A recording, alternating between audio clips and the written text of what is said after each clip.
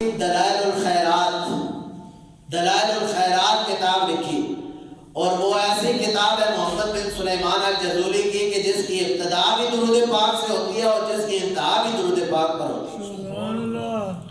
پوری کی پوری کتاب درود پاک پر ہے، پہلے صفحے سے لے کر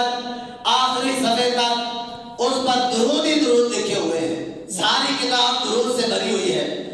کسی شخص نے محمد بن سلیمان جزولی رحمۃ اللہ تعالی علیہ سے سوال کیا، پوچھا حضرت آپ کو یہ خیال کیسے آیا،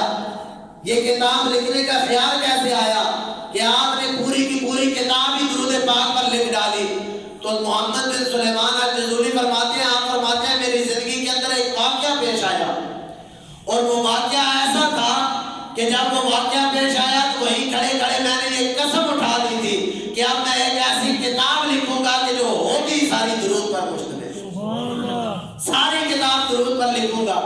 وہاں کھڑے کھڑے قسم اٹھائی، اور سوال کرنے والے نے پوچھا حضرت وہ کیا واقعہ تھا، کیا واقعہ پیش آیا کہ آپ نے پوری کتاب کی دلائل الخیرات، پوری کی پوری کتاب درود پاک پر لکھ ڈالی؟ آپ نے فرمایا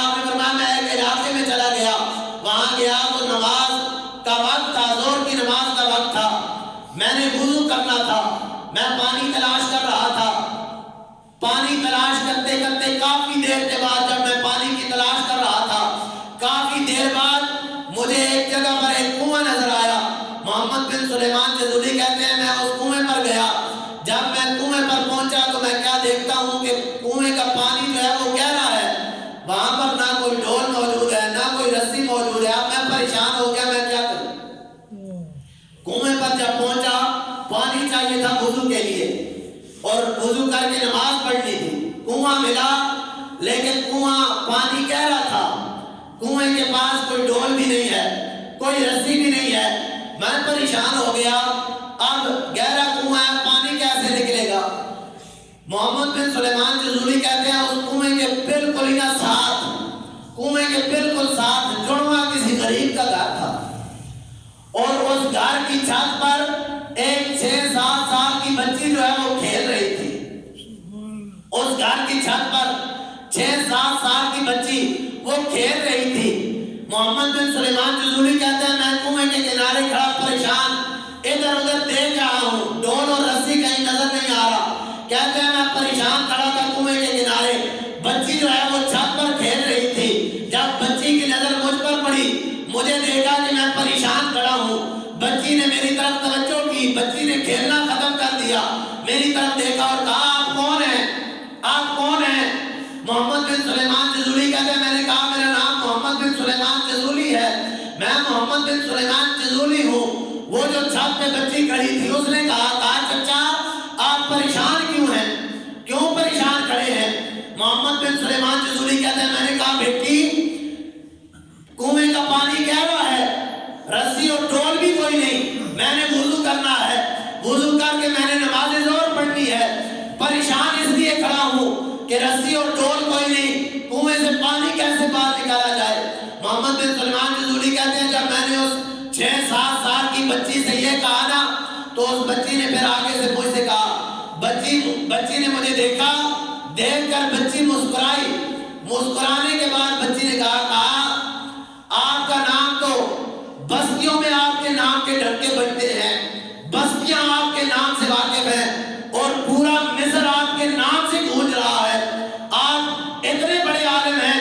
سارا مصر آپ کے نام سے واقف ہے، کئی بستیاں اور کئی گاؤں جو ہیں وہ آپ کے ڈنکے بجتے ہیں، آپ کے چرچے ہوتے ہیں، اور آپ ہیں کہ آپ کنویں سے پانی نہیں نکال سکتے، کنویں سے پانی نہیں نکلتا، اتنا بڑا نام ہے، اتنا بڑا کام ہے، اتنا آپ علم رکھنے والے ہیں اور کنویں سے پانی نہیں نکال سکتے۔ جب اس بچی کا یہ جواب سنا نا تو پھر محمد بن سلیمان جزولی نے اس بچی سے کہا بیٹی تو میری بات کو سمجھی نہیں ہے،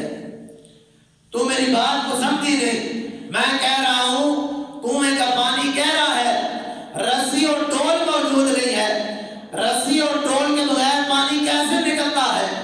رسی اور ڈول کے بغیر بلا پانی جو ہے وہ کیسے نکالا جائے؟ محمد بن سلیمان جزولی کہتے ہیں جب میں نے بچی سے یہ کہا نا تو بچی جو ہے وہ چھت سے ہی، چونکہ کنویں کے ساتھ وہ گھر تھا،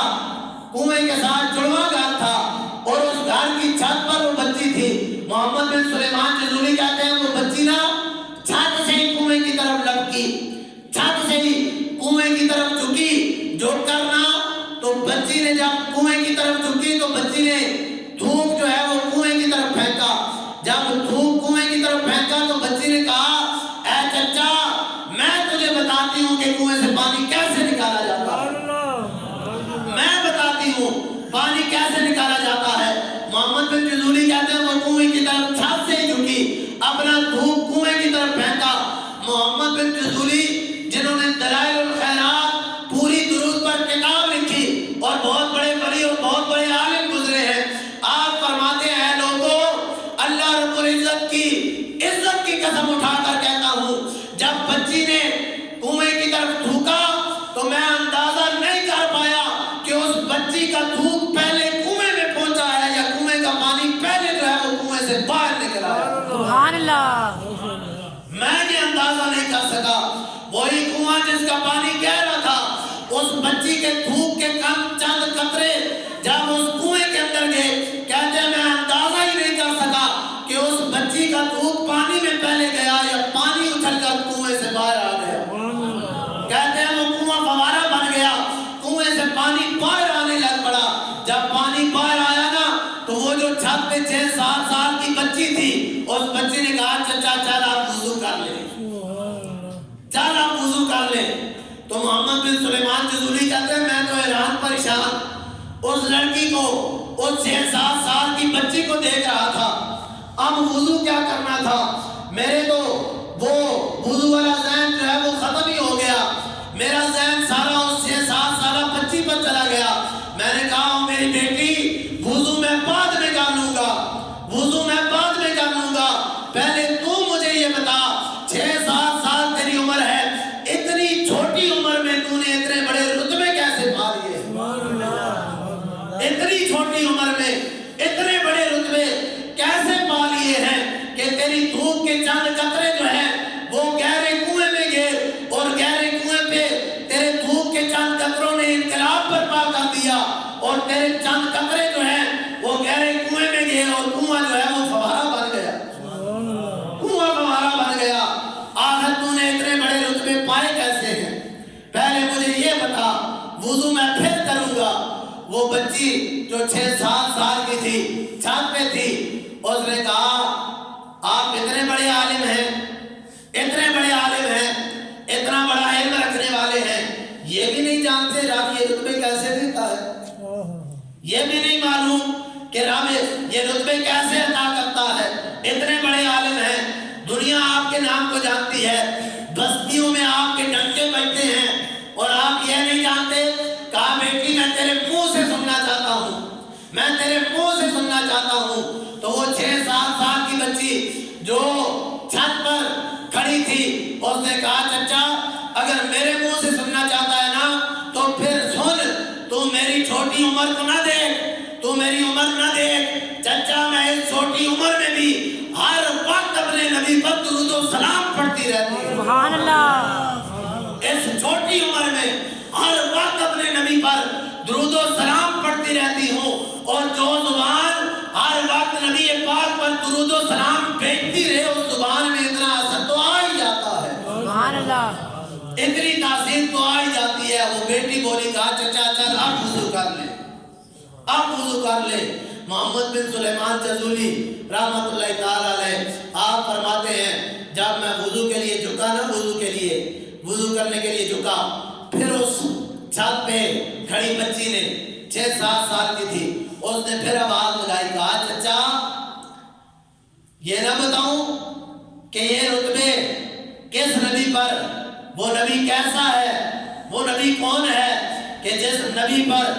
درود بھیجا جائے تو بندے کو ایسے رتبے نصیب ہوتے ہیں، اس نبی کے بارے میں نہ بتاؤں۔ محمد بن سلیمان جذولی کہتے ہیں جب لڑکی نے یہ کہا نا 6-7 سال کی بچی نے، تو میں نے پھر اس کی طرف متوجہ ہوا،